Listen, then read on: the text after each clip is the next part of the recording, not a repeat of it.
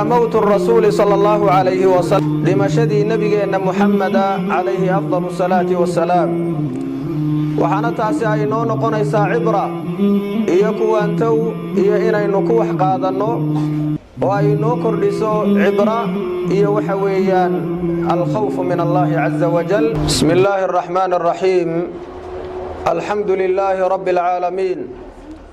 والصلاة والسلام على رسول الله صلى الله عليه وعلى آله وصحبه وسلم. اللهم وفقنا من الأقوال والأعمال لما تحبه وترضى. ولا ليال سدا إعلان كبعض هرؤ مقشين وحبيذن الله جل شأنه ما أنت موضوع إنه يهي وحمانت إلهي وحي نو قدروا أي نكقادن دونا موضوع كسابسا لمشدي نبينا محمد عليه أفضل الصلاة والسلام وحنا تاسي أي نو نقونيسا عبرة إيكو أنتو إيا إنا نكوح قادنو وأي نو كردسو عبرة إيا وحويان الخوف من الله عز وجل والاستعداد للدار الآخرة. وقهرين الموت مصير كل مخلوق لمشدو ومصير كلمة هرانك مخلوق كستاء لكل ما يوه إلهي تبارك وتعالى وحويري أينما تكونوا يدرككم الموت ولو كنتم في بروج مشيدة meel kastoo aad joogtaan geeridu waa idinku soo gaadhaysaa xataa haddii aad ku sugan tihiin guryo iyo fooqyo dhaadheer iyo dhufaysyo adagoo la adkeeyey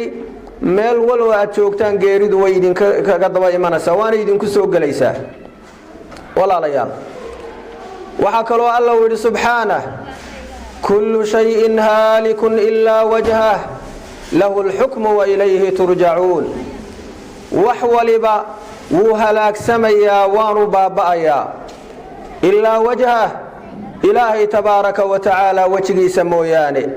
lahu alxukmu wa ilayhi turjacuun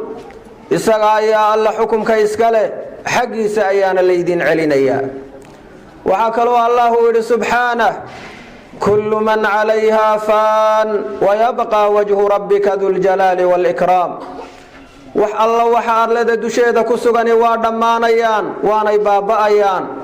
waxana hadhaya oo keliya rabbiga wejigiisa allaha weynida iyo karaamaynta iyo sharfidda u saaxiibka ah waxa kaloo alla uu yidhi subxaanah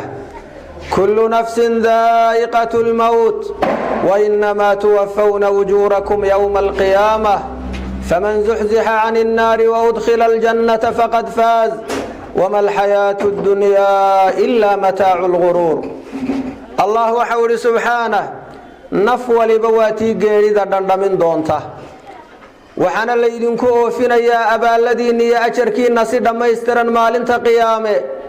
روحها دبا نار تلقى ديريو شندا ألنا لقليو الله إله كاسا ليبان دبا وما الحياة الدنيا إلا متاع الغرور. nolosha adduunyaduna may ahaanin raaxa yar oo lagu dagmaye mooyaane wax kalaba may ahaanin fadunyaa daaru mamarin laa daaru maqar adduunyadu waa daar lasii marayo oo socoto lagu yahay iyo safar laakiinse daar lagu sugnaanayo oo nagaadi ma aha almowtu kaasun wa kullu nnaasi shaaribuh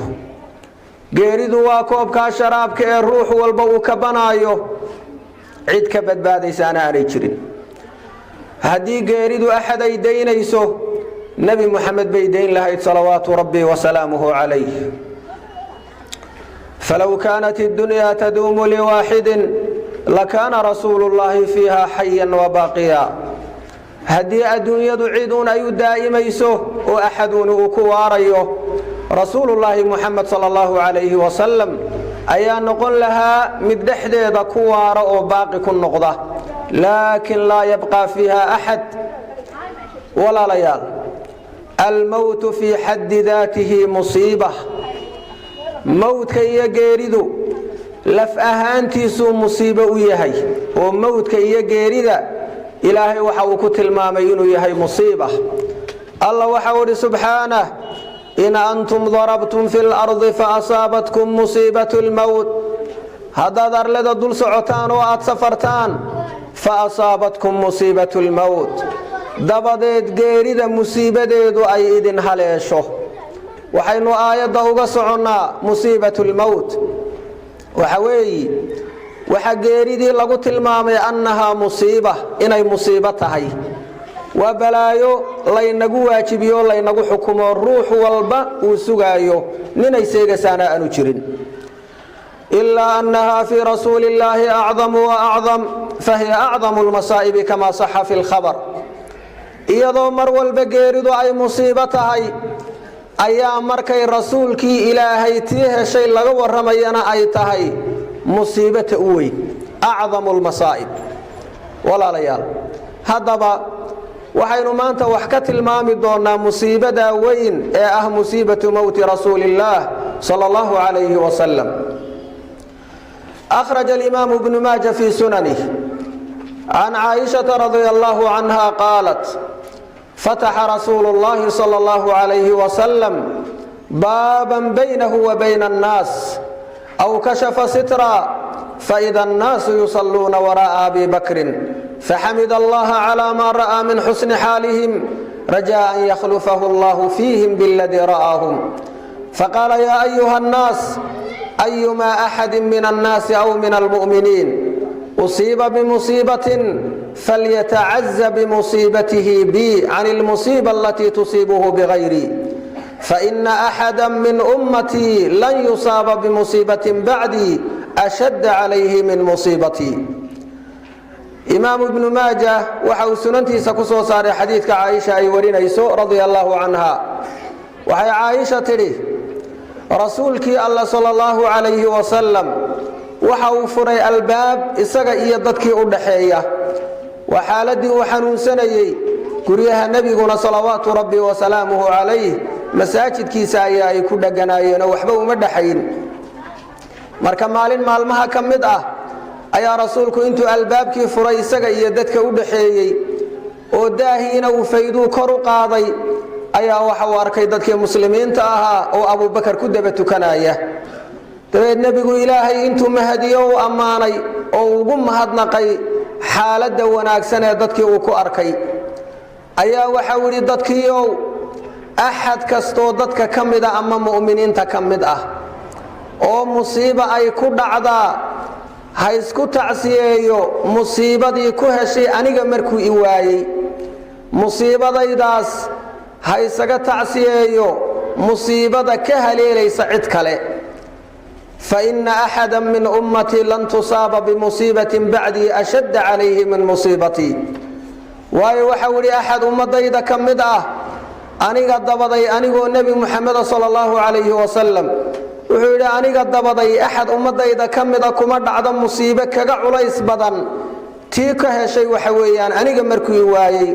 ee geeridu ay soo gaadhay rasuulullaahi muhammad sallallahu alayhi wa sallam halka waxa uu noogu tilmaamay oo qof wal oo muslim ah uu kula taliyay markay musiibo ku dhacdo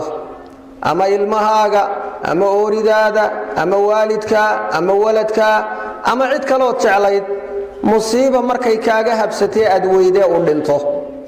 waxaad naftaada musiibada ku heshay kaga tacsiyaysaa musiibadii weynayd ee tan kaaga horeysay ee ah nabi muhammad inaad weyday salawaatu rabbi wa salaamuhu alayhi kadalika imam al-bayhaqi hadithka uu soo saaray ibn abbas na warinayo rasuulku waxa uu salawaatu rabbi wa salaamuhu alayhi إذا أصاب أحدكم مصيبة فليذكر مصيبته بي فإنها من أعظم المصائب وحاول متكين مركي مصيبة كل عضو ها حسوستو مصيبة كوها شيء أنيقو النبي محمد مركو إوايي فإنها من أعظم المصائب وايتانكي النبي محمد لوايي أو دنتي ayaa masaa'ibka ummadda heshayti ugu weynayd kamid ah marka ruux kasto musiiba ay ku dhacdaa naftiisa kaga tacsiyadeeyo taa nabi muhammad xaqiisa ka heshay waayo ruuxa marka ay dhibaato ku dhacdo laakiin soo xasuusto taa mid ka culays badan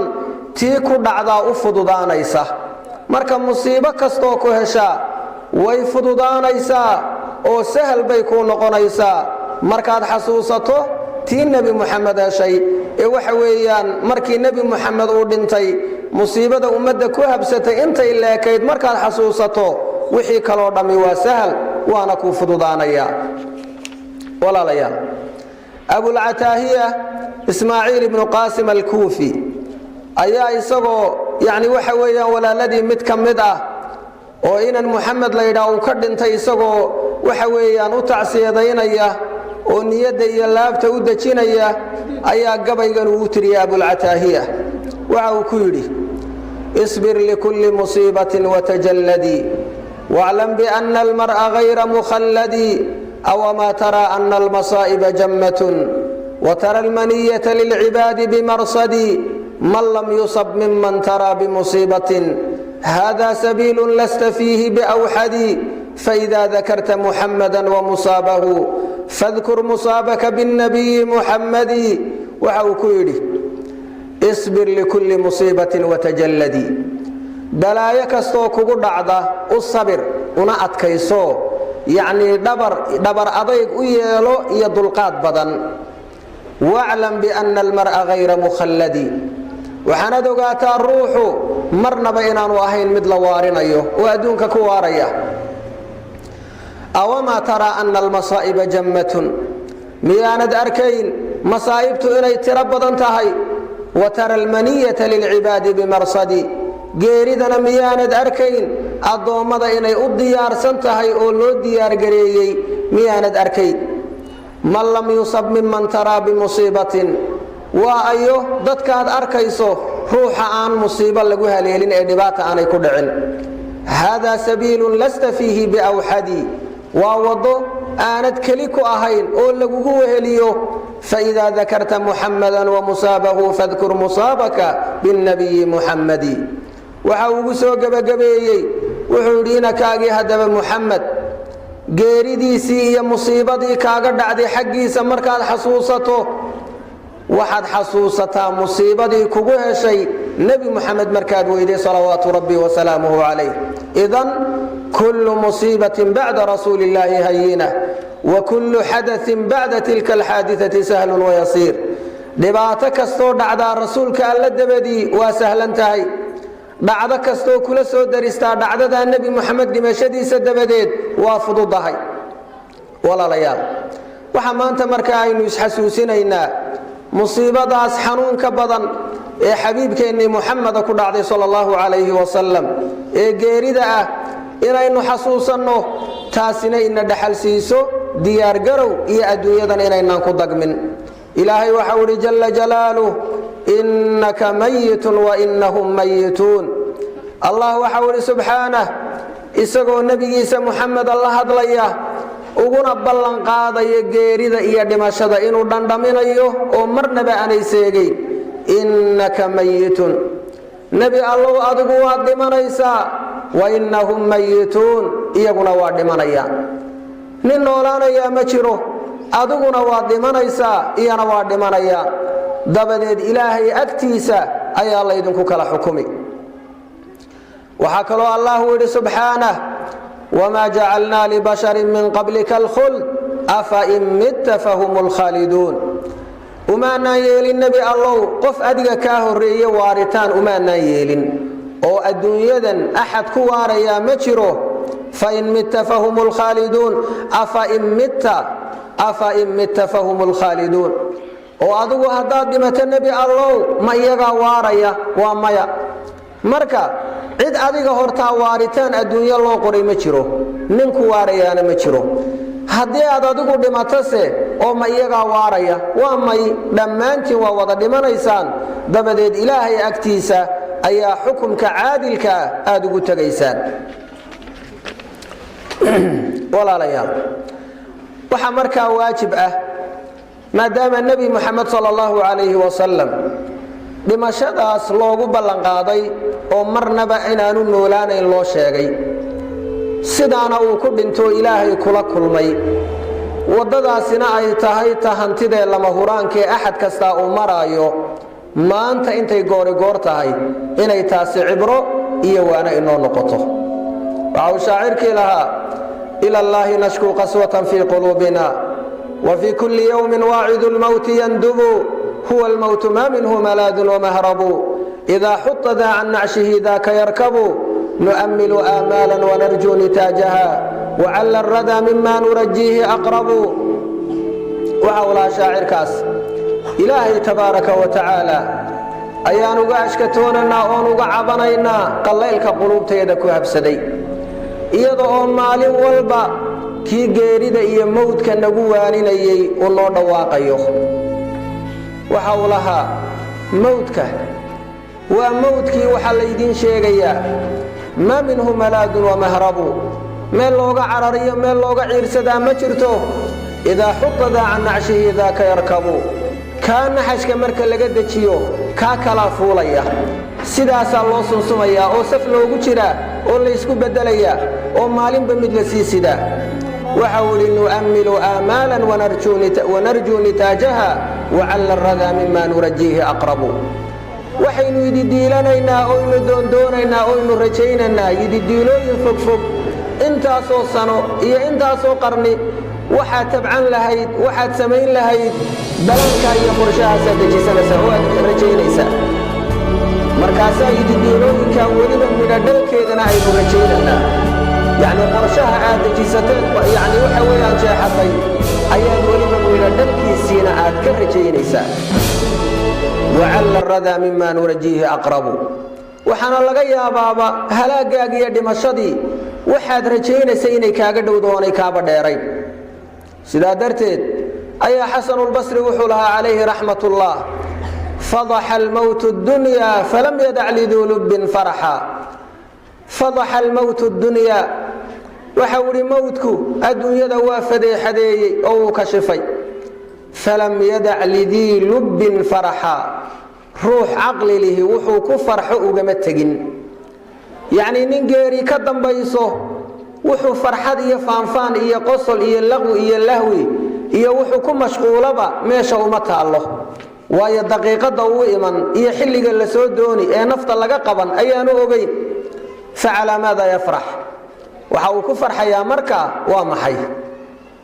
walaalayaal, nabiyuna muxamed sala allahu calayhi wasalam markii uu xajay xajkii la odhan jiray xajatulwadaac, waa xajkii ummadda muslimiinta tiradii ugu badnaydna ay soo xajtay kuna sagootiyey ee uu kula sii dardaarmay ee dardaaranadii u dambeeyey uu sii siiyey ku sagootiyey sanadkii 10aad ee hijriyada. xajka xajatulwadaac ayaa nebigu sala allahu calayhi wasalam asxaabtiisii iyo ummaddiisiiba waa la dardaarmay, waxaanu u khudbadeeyey khudbadda macruufka ee caanka ee loo yaqaano khudbatulwadaac ee arrimahooda diinta iyo duunyaba ugu dhammaystiray. xajkaa la odhan jiray xajatulwadaac maalin jumco ah buurta Carafa isagoo taagan ayaa waxa ku soo degtay alyawma akmaltu lakum diinakum wa atmamtu calaykum nicmatii wa raditu lakum alislaama diina. halkaa isagoo taagan Carafaad ayaa aayaddaasi ay ku soo degtay alyawma akmaltu lakum diinakum. alla waxau idhi maanta ayaan idiin dhammaystiray diintiinnii, wa atmamtu calaykum nicmatii, nicmadaydiina waan idiin taam yeelay oo waa idiin dhammaystiray, wa radiitu lakum alislaama diina, islaamkana waxaan raalli idinka noqday diin iyo dhaqan inaad ka yeelataan oo ku dhaqantaan. allah tabaaraka wa tacaala waxa uu ku tilmaamay fii hadihi alaaya maalintaas inay tahay maalin diintii alla ay dhammaystirantay, xalaasheedii iyo xaaraanteedii, xuduuddeedii iyo sharaa'icdeedii kala duwanayd. maalintaas ayaa ilaahay soo gebagabeeyey oo uu kaamil yeelay diinta islaamka. aayaddu waxay tilmaamaysaa haddii diintii ay dhammaystirantay in ajashii nebigu soo dhowaatay oo aanay dheerayn. waayo waxaa la yidhi idaa tamma shay-un badaa naqsuh, shay hadduu taam noqduu dhammaystirmo dee waxa ku xigee soo muuqdaa waa uun nuqsaantiisa. يعني شيء هدو تام نقضه نقصان باكو حكته إذن يعني آيات اليوم أكملت لكم دينكم يعني كمال كدين تلقوت المامي إنه لما يسترنتي وهي أستان إيه علامة أتهي مرهدي دينتي إيه حلكي النبي محمد لودي بي أصوق بقبوبو لما يسترمي واجبكي إيه حلكي سارانا وقتي أو دردارنكي ودن بيه وقتي الدنيا دا أرنكيدي نسوق بقبوبي إيه انتي وإن رشي سكار سنة النبي صلى الله عليه وسلم ومعناها جيريديسي إنay soo dhawaato qarka u saaran tahay ayay aayadaasi in dareensiina saaoy tilmaaniyo astaan u ahayd waxa kale oo aayadka quraanka ee si tilmaamay geeridiisii inay soo dhawaatay kamid aha suuradii waxa weeyaan suuratu an-nasr idha jaa nasrullahi wal fath ورأيت الناس يدخلون في دين الله أفواجا فسبح بحمد ربك واستغفره إنه كان توابا الله حول جل جلاله مركو يماده إلهي قرقار كيسي قوشي سي نصر مركو كو يماده إيا فرشد مكة لفرنا أيوه أو عد أرقتو dadkiyo ilaahay diintiisa koox koox iyo afwaajan u soo galaya marka aad aragto fasabbih bihamdi rabbika wastaghfirhu innahu kana tawwaba ilaahay marka nazah oo ceeb iyo xumaan iyo nuqsaan oo dhan ka nasaho u diid mahadnaqa rabbiga adoo ku dheehan oo mahadinayo amaanaya dambi dhaafna weydiiso waayo ilaahay wuxuu ahaaday yahayna ahaana doona waligiina uu ku tilmaaman yahay mid toobad aqbal badan oo yatuubu ala man taab suuradaas markay soo degtay saxaabada waa la weydiiyay ninba wax buu ku fasiray laakiin abdullah ibn abbas caalimkii ummadda nabi muhammad turjumaankii quraanka ku nabi muhammad u duceeyay sallallahu alayhi wa sallam اللهم فقهه في الدين وعلمه التأويل كي دعاء النبي قال يكون عدا ابن عباس مركي له سؤالي وحيدي وعلامة قرب أجل النبي صلى الله عليه وسلم سورتني وحكى معها وحي أستان أتهي أجشي النبي محمد إن يسور دواتي أوني ديرين سداسانا صحة والنبي صلى الله عليه وسلم مركي وكجواب ابن عباس أيها ودي سدا صحدي واتاس مركا هذه الصورة وحي أستاني يدنا علامة أهيد يعني أجشي النبي إن يدودهي وأنا يديرين النبي مركا صلى الله عليه وسلم سنة كاس عام حجة الوداع مركي الصحابة وحويان دردارا كوجه دينيي وحو كيري يا أيها الناس لتأخذوا عني مناسككم لعلي لا أراكم بعد عامي هذا رواية بخاري وحي أهيد خذوا عني مناسككم لا أدري لعلي لا ألقاكم بعد عامي هذا وحو النبي محمد صلوات ربي وسلامه عليه وردتك يو أيها الناس أعماشي نحجك يا عمرة أنيقا إيقا قاتا قول أهاني هذا الأهاني إيقا قاتا فعل أهاني عمل أهاني إيقا قاتا أو إيقا قضيدا وحان كوهد ليو إيا وحان سمينا إيا مانتا أعماش حجك أنيقا مانتا ستوسا إيقا قاتا وايو وحيدا أنيقو قران مايو waxa laga yaabaa sanadka dabadii dib inaanan idin la kulmin oo nololiba aanay gaarsiin oo geeri iga soo gaadho sidii baanay noqotay imaam an-nawawi waxa uu ku yiri fi sharh muslim hadithka markuu sharxayay wa fihi isharatun ila tawdi'ihim wa i'lamihim biqurbi wafatihi hadithkaas waxa ku sugan tilmaan loo tilmaamayo sagootin uu nabigu si sagootinayo oo si wadacayo oo deewaaninka amba baxayo oo ka sii socday uu si sagootinayo iyo inuu ogeysiinayo dhimashadiisii inay dhawaatay oo ay aad iyo aad u dhowdahay walaalayaal falamma marida rasuulullaahi sallallahu alayhi wa sallam fi bayti maymunah nabigu markii xanuunkii uu ku dhimanayo uu ku soo degay ee uu xanuunkaasi ku helay gurigii haweenaydiisii Maymuuna isagoo ku sugan ayaa ishtadda calayhi almarad xanuunkii waa ku cuslaaday nabiga calayhi salaatu wasalaam fakana yuhibbu Aisha wa khidmataha waxa uu niyada ka jeclaa iyo laabta Aisha iyo adeegeeda iyadu inay u adeegto baxnaaniso bukaankiisa iyo xanuunkiisa markaas waxa uu oran jiray sida Bukhari saxiixiisa uu ku soo saaray Aisha ay warinayso isagoo guriyihii haweenka kala ku sugan ayaa oran jiray ayna ana gadan bari halkeen ku beeganahay isagoo raagsanaya maalinta Aisha ee ku soo socota oo le maalinkii Aisha waa goorma yani raagsasho uu raagsaday oo maalintaasi ku dheeraatay darteed ayaa kolba waxa oran jiray ayna ana gadan bari halkeen ahay isagoo xanuunsanaya faadina nisaa'uhu an yumarrada 'inda Aisha haweenkiisii markay ogaadeen sida uu nabigu niyada ka doonayo waxay u ogolaadeen in bukaankiisa lagu baxnaaniyo Aisha agteeda oo halka guriga Aisha la geeyo ayay u idmeen oo u ogolaadeen maalmaha uu xanuunsanayay isugeyn waxay ahaayeen 13 ilaa 14 maalmood ayaa xanuunka culus ee uu ku geeriyooday ku socday dhowr iyo 10 bari ayaa u hayay فخرج يمشي بين الفضل بن عباس وعلي بن أبي طالب عاصبا رأسه تخط قدماه على الأرض حتى دخل بيتها فقضى آخر أسبوع من حياته عندها نبي صلى الله عليه وسلم markay haweenkii u ogolaadeen gurigii Aisha in la geeyo halka xanuunkiisa lagu baxnaaniyo ayaa uu soo baxay isagoo dhex socdo ay garbagalaynayaan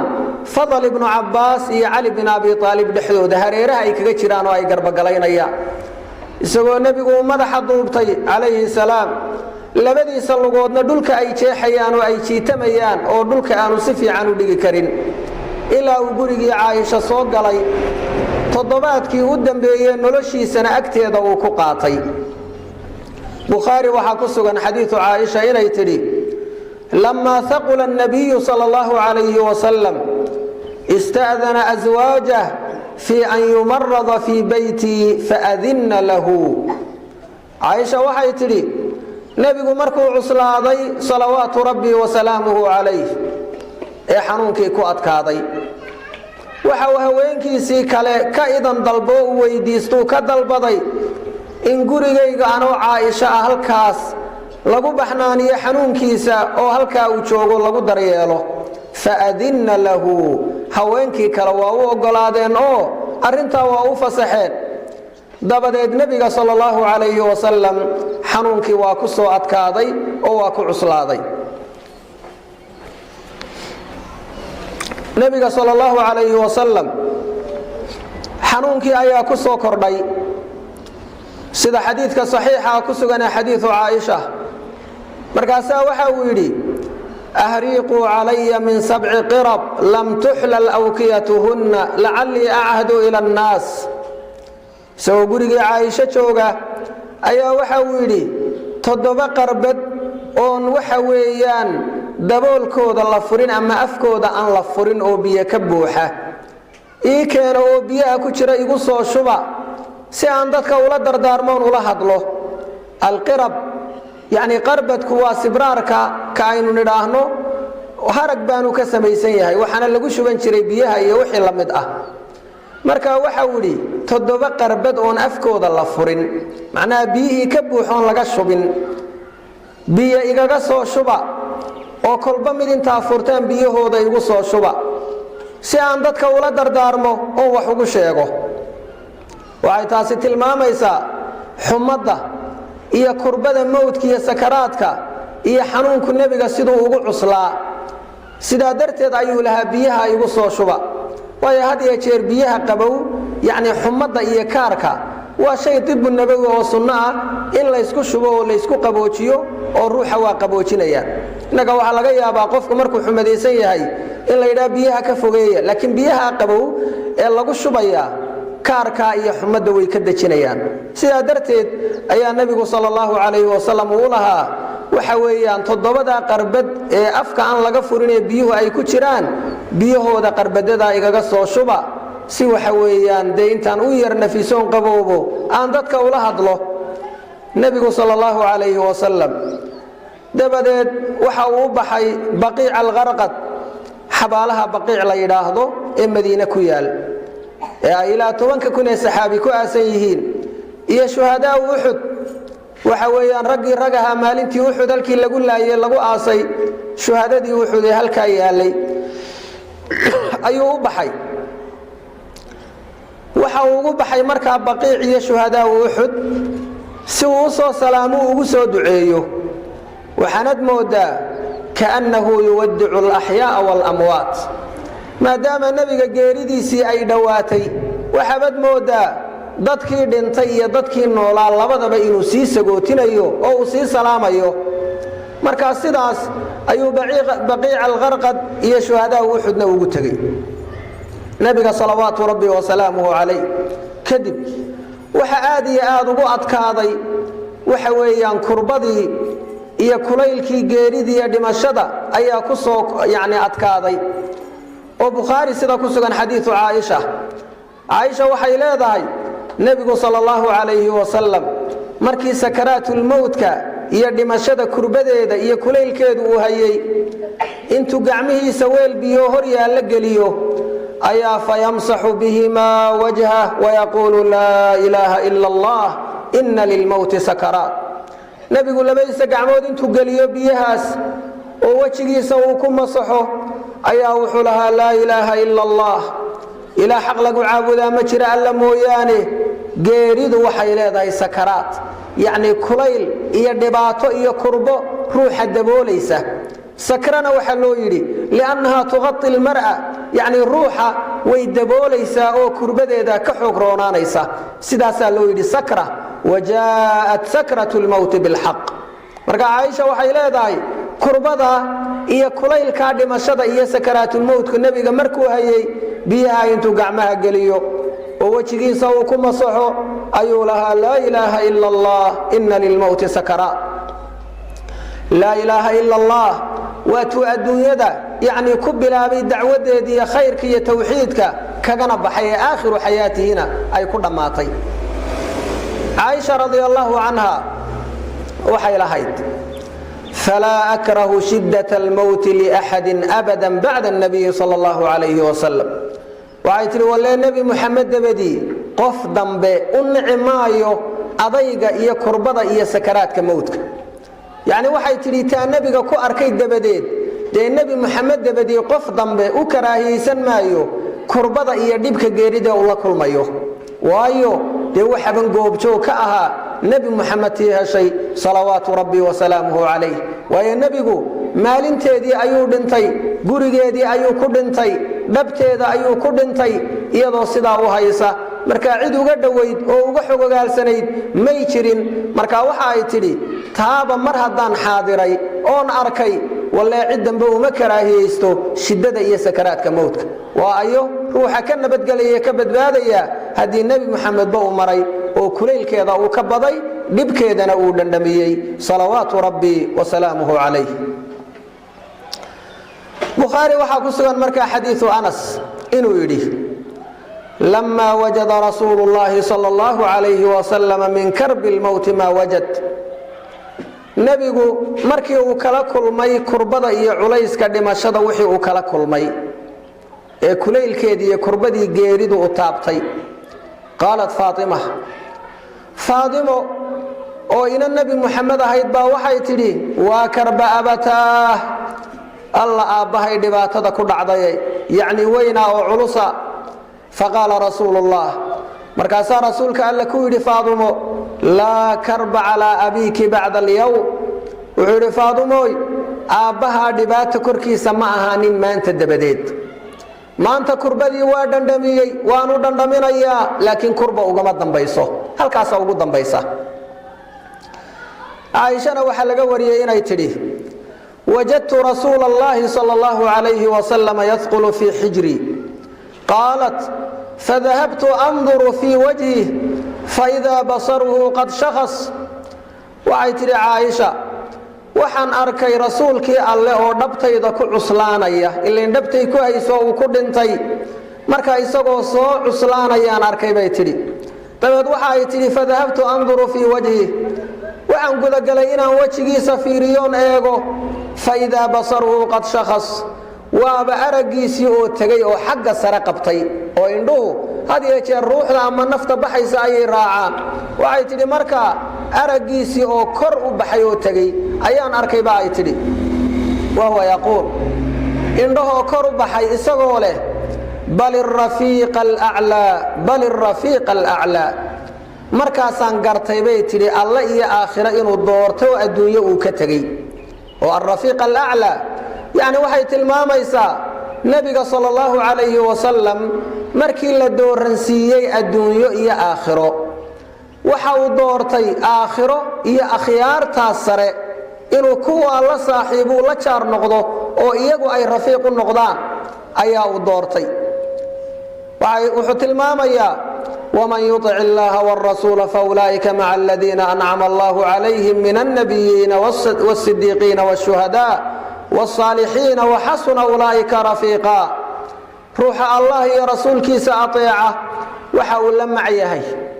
oo aakhiro uu macooda yahay meella lagala soo saaraya kuwa alla u nicmeeyey oo ah nebiyadu alla doortay run badanayaasha kuwa wanaagsan shuhadada alla dartii loo dilay akhyaartaas sare ayaa macooda u ahaanaya marka rasuulku akhyaarta sare inuu kuwa la rafiiqo ayuu ka doortay adduunyo iyo arrinkeedunu baaqi ku noqdo bal irafiiqa alaclaa iyagaana wax lala rafiiqa u khayr badan waxasuna ulaa'ika rafiiqa dabadeed nebigu sala allahu calayhi wasalam yacni gacanta ayuu sidaa intuu u taagay bal irafiiqa alaclaa markaa gacmihii uu taagay waxa weeyaan naftii waa ka dhacday uma maalat yaduhu xataa qubida wamaalat yaduhu gacantii uu kor u taagay ayaa markaa sidaa u leexato u dhacday dee naftii markay ka dhacday caaisha markaa way garatay dee nebiga sala allahu calayhi wasalam markii la dooransiiyey wuxuu doortay nin adduunyo ka tegay oo aakhiro iyo akhyaarteeda doortay inuu yahay halkaas ayay uga caddaatay walaalayaal imaamu zuhrina waxa uu yidhi xadaanii anasun qaala lama kaana yowmu linayn aladii qubida fiihi rasuulu llah waxa uu yidhi anas wuxuu ii sheegay markii ay ahaatay maalintii isniineed ee rasuulka la qabtay salawaatu rabbi wasalaamuhu calayh maalintaas la qaban doonee rasuulku uu dhiman doono kharaja ila annaasi wahum yusalluuna asubxa dadkii ayuu u soo baxay iyagoo salaaddii subax tukanaya farafaca asitra wafataxa albaaba fakharaja rasuulu llahi faqaama calaa baabi caaisha rasuulku intuu daahii fayday oo albaabkii furay oo uu soo baxay ayaa albaabkii guriga caaisha uu isa soo taagay isagoo u soo baxay dhinacii masaajidka ilan waa isku dhegganaayeene fakaada almuslimuuna yaftinuuna fii salaatihim faraxan bihi xiina ra'ow watafarajuu canhu waxay muslimiintii ku sigteen in salaadoodii laga fidneeyo ay ka fidnoobaan farxad ay nebiga ku farxeen darteed markay arkeen waanay u banneeyeen oo meel uu ka soo gala ayaa ay u banneeyeen marka macnaha fidnada waxaa looga jeedaa dee mar alla markay rasuulkii arkeen farxadda ay ku farxeen salaadiiba inay ka mashquulaan oo ka waswaasaan baa ay ku dhowaadeen markaasay meel u banneeyeen si uu ugu soo galo faashaara ilayhim an ihbutuu calaa salaatikum waxa uu nebigu u tilmaamay salawaatu rabbi wasalaamuhu calayhi oo uu ku yidhi salaadiinna isaga sugnaadoo iska sii wata qaala watabasama rasuulu llah sala allahu calayhi wasalam suruuran lima ra'aa min hay'atihim fii salaatihim wamaa ru'ya axsanu minhu tilka asaaca nebigu waa dhoolla caddeeyey isagoo ku faraxsan hay-adda iyo qaabka wanaagsan ay u tukanayaan iyo xaaladooda cibaadee ay ku sugan yihiin lamana arag maalmahaas maalintaa maalin uu ka wanaag badan yahay wakhtigaa ay arkeen qaala uma rajaca wansarafa annaasu wahum yarawna annahu qad afaaqa min wajacih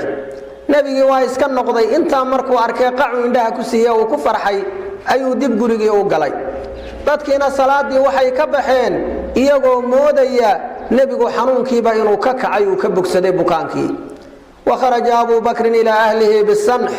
موضع بعوالي المدينة أبو بكرنا أهل كيسي أو ميل سنح لا يراكو سغن ومدينة يعني دعل كيدا دروكسن يعني أضرافتا أما دينعيدا مدينة دينع كميدو دروكسن حقا رير كيسي أما دقان كيسي دار كيسي وآهايد أيو أبو بكرنا وبحي دي وحبا ليسليهي نبي ما أنتو وقول لديه وقول في عيه أرن سواك إلهي أو دي إلهي إننا وحلموغا وابا مالنتي ودمان دونه فتوفي رسول الله صلى الله عليه وسلم حين اشتد الضحى من ذلك اليوم markii barqinkii uu adkaaday cadeedii xoog ay u dheeraatay ayaa maalinta lafteedii cadeedii oo dheeraatay ayaa la oofsaday nabi Muhammad sallallahu alayhi wa sallam oo geeridii xaq ahayd u timid ibn Ishaq waxa uu yiri qala az-Zuhri waxa uu imam az-Zuhri حدثني سعيد بن المسيب عن أبي هريرة سعيد بن المسيب wuxuu iiga waramay oo iiga soo naqliyo iiga soo wariyay Abu Hurayra qaal inuu yiri Abu Hurayra lamma tuufiya Rasuulullah sallallahu alayhi wa sallam maalinta markii la oofsaday nabi Muhammad qaama Umar ibn al-Khattab basaraka istaagay فقال إن رجالا من المنافقين يزعمون أن رسول الله قد توفي وحول رج منافقين ayaa waxay ku andacoonayaan rasuulkii alla in la oofsado dhintay wa inna rasuulallahi wallahi ma maat wuxuu rasuulkii ilaahayna wallahi inaanu dhiman walakinahu dhahaba ila rabbih kama dhahaba Muusa ibn Imraan hayeeshe ilaahay buu u tagay sidii nabi Muusa ba ilaahay ugu tagay faqad ghaaba an qawmihi 40 layla nabi Muusa reetolkii iyo qoomkiisii 40 habeen buu ka maqnaa oo ilaahay xaqiisa uu qabtay ثم رجع إليهم بعد أن قيل مات تبعد وحاو كسون لابطي مركي لا يريو دنتي كذب نبي محمد إلهي حقي سوق قبتي وانا صون قندونا وعود عمر والله لا يرجعن رسول الله بعد حين والله بان كدارتي رسولك ألا وقت دبدي واصول لابندونا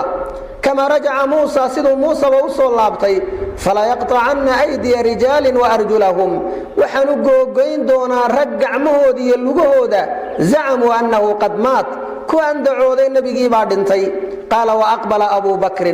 عمر سيدا وهدليا وديد النبي وينو دنتي أيا أبو بكر سوقا بلوي من حتى نزل على باب المسجد إلا مساجد كي نبي الباب كي سوق كدقي حين بلغه الخبر مركي وركو سوق علي وعمر يكلم الناس يدعو عمر نوضتك لحد لايه فلم يلتفت إلى شيء وحبا ما الضيمون دينعنا مئيقن أبو بكر حتى دخل على رسول الله إلا رسولك الله قال في بيت عائشة قرقي عائشة دحدي دي سقويا للنبي صلى الله عليه وسلم أو دنتي ورسول الله صلى الله عليه وسلم مسجن في ناحية البيت عليه برد حبرة iyadoo rasuulkii alla uu yahay mid gurigii Aisha dhinacyadiisa dhinac kamida ku duuduuban oo korkiisana ay saaran tahay maro waxa weeyaan caar ama liid iyo layman leh yani waa dhar laga keeni jiray Yaman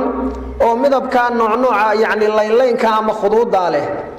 marka waxa uu yiri waxa uu Abu Bakar u soo galay nabigii sallallahu alayhi wa sallam oo yani gurigii Aisha dhinacyadiisii dhinac kamida ku dadan maradaasina dusha lagaga daday فأقبل حتى كشف عن وجهه نبي أيو سوق قابل أبو بكر إلا وجهه فيدي أو مردي يعني وحويا وكرغي ثم أقبل عليه فقبله طبعا سوق قابل نبي أبو بكر وانو دنتي يعني وانو دن كذبان جيدا ثم أقبل عليه فقبله انتو أبو بكر نبي وجهه سوق قابل أياو دن كذي ثم قال بأبي أنت وأمي وحوري أبهيه يدي بلغو فري النبي الله أما الموتة التي كتبها الله عليك فقد ذقتها أما غيردي لغو فرل يلي واجبك كغو أهيد الله إليه ما أنت واضن بمسي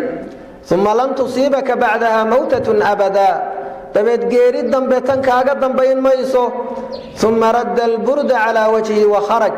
طبعا مرضي انتو نبي وجهي سي كعلي أيو بنانك وبحي وعمر يكلم الناس عمرنا السدي إساقو ضدك ولا هضلي وقو خطبضينيا وعروا أنك إلى النبي محمد بعد انتيله فقال على رسلك يا عمر أنصت مركاسي ور عمر وكادي آمس فأبى إلا أن يتكلم وادي ذي عمر إنه هدلمه يوحكله فلما رآه أبو بكر لا ينصت مركو أركي أبو بكر عمر إنانو آمسين ومرقدي هي حزنقي هي دباتة بعد عليسكيدي أياكو حنبارتي حالة النوعاس عمر إنه أقلام بواي النبي محمد باقيري أيها شيء ويدي حالة أدق هي أرقق حبايكو سقنايا مركو أركي أبو بكر عمر آمسين أيا أبو بكر أقبل على الناس أبو بكر ذاتك أسوق قابلي أو هذا لو بلابي فلما سمع الناس كلام أبي بكر أقبلوا عليه وتركوا عمر ذاتك مركي مقلين هذا الكي أبو بكر وسوق قابلين أبو بكر عمر نوي سقتين وكيمادين فحمد الله تعالى وأثنى عليه أبو بكر إلهي بو مهدي وأماني حمد الله وأثنى عليه الله بو أمهد نقي كنا أماني وحوه الويهي ثم قال دبيد أبو بكر وحويلي أيها الناس ذاتكيو إنه من كان يعبد محمدا فإن محمدا قد مات ورنكي نبي محمد عابد جريو نبي محمد وادنتي من نولا ومن كان يعبد الله فإن الله حي لا يموت لكن الله روحي عابدي إلهي ونولي هاي أورد من مايو قال ثم تلا هذه الآية تبعد آية وأخري أبو بكر رضي الله عنه وأرضاه وما محمد إلا رسول قد خلت من قبله الرسل أفإن مات أو قتل انقلبتم على أعقابكم ومن ينقلب على عقبيه فلن يضر الله شيئا وسيجزي الله الشاكرين وحا الله يري وما محمد إلا رسول قد خلت من قبله الرسل نبي محمد ما أهان إلا رسول هرتي رسول هر أي تكتيموية وحكلا ما أهان وحاولوا يهيئون دي الرسول كم إذا رسوشي ربي هربا وسو ديري جري هرتينا الرسول بدن باتكتي إسنواتكي مركا محمد ما أهان رسول أي هرتيبا رسول بدن أي تكتي كور ريسموية وحكلا ما أهان الله وحاول أفإن مات أو قتل هذا بهدي النبي قودنتو أما سلدلو انقلبتم على أعقابكم ما عربتي نادبوا نقونيسان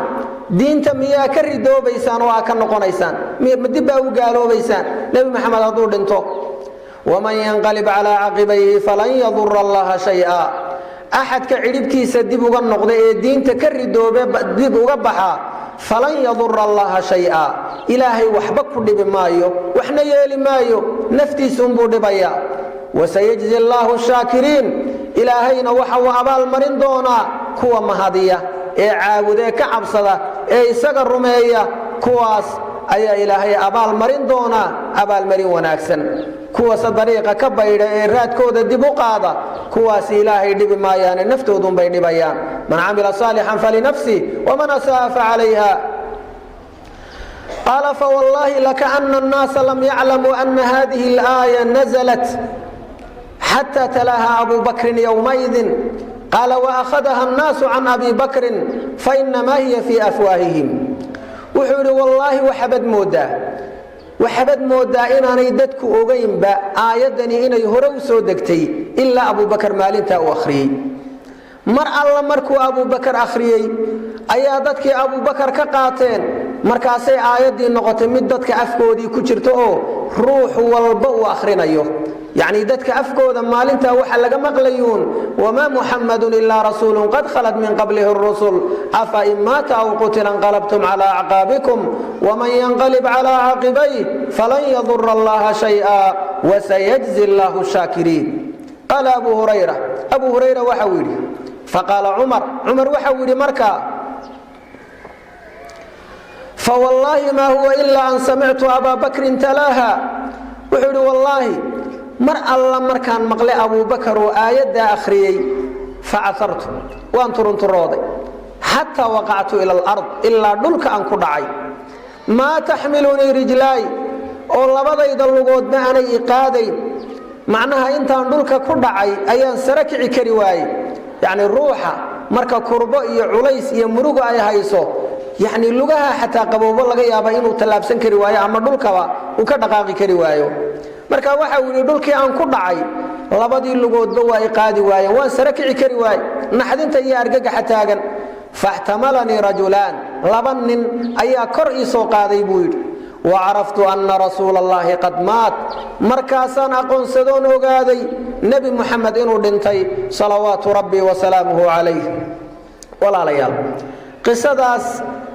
قبدي خلاصة دو أي تهي لمشهد النبي صلى الله عليه وسلم مرادك هي مقصدك أنه كلينهي وحا أي تهي إن ما دام النبي محمد لمشهد ودندميي oo dhimashadu ay tahay koob qof walba uu ka banaayo dariiqada lama huraanka hantida ay tahay xabiibkeeni Muhammad sallallahu alayhi wa sallam uu dandamiyay kurbada iyo sakaraadkeedu uu soo maray cid seegaysa dariiqa aanay jirin oo ruux walba lagu qoro waajib ay ku tahay alla ilaaha daba maanta waxa munaasab inoo ah maanta aynu jaanisaysanaa waqtigii aynu haysanaa inaynu diyaar garowno inaynu maalintaas maalin ay noqon war uma haysid lamaad ballamin laguna ogeysiin maayo sikadiisay kuugu iman inaad diyaar garowdo adduunyada iyo dhaldhalaalkeeda waxba aanad ku dagmin gurigeenna rasmigii waa qabrigaas inaynu sahaydaynu ku badbaadi lahayn maanta inaynu diyaar garaysanno نبينا محمد أنا عينك ضيانه ويا رسولك يدو قد غفر الله له ما تقدم من ذنبه وما تأخر ذنبه سيوري كيد ذنب بيض ولا ضعفي درجتي سلا كوريا لي ومقام الأعلى يعني درجوينك وقصر ريو وكسوغي هاي أي هدنا هديها بين عباده وتاجنا مركاسا مركا لو يديو أتصنع هذا وقد غفر الله لك ما تقدم من ذنبك وما تأخر مسلا ساديه ليس النبي الله iyadoo dambigaagii hore kii dambaba lagu dhaafay ayaa waxa uu lahaa afala akunu abdan shakura umiyana noqonin adoon allihi umahadnaqa hadii ilaahay nicmada ay siiyay miyaan isdhiganaya oo iska fariisanaya waxaan u cibaadaysanaya oo u amal falaya shukran lillahi ala ni'maihi alla anoo ku mahadinaya nicamta uu igu galladaystay inaguna inakoon cidibteena dambe ogeyn iyo wax la inoogu khatimi oo aan war isku hayn ayaynu haddana isdhiganay oo ammaan iyo nabadgelyo aynu dareenay laakiin xaqiiqadu waxa ay tahay waa inaynu nafteena u cabsanno oo inaan isdhigan nabi muhammedna aynu tusaale iyo qudwo iyo kudeesho ka dhiganno وفق الله الجميع لما يحب ويرضى إلهنا تبارك وتعالى وحن كوي دي سنة بأسمائه الحسنى وصفاته العلى كوي النبي محمد للكل ميو دركي سكعبة الله ينغياله دريقي سكوي مريس ندي سكسغن الله ينغياله دنبيغين يكي والد كان بنا الله دافو سينو هل كان ugu kulanay jannadana Allah inoogu kulmiyo وصلى الله وسلم على نبينا محمد وعلى آله وصحبه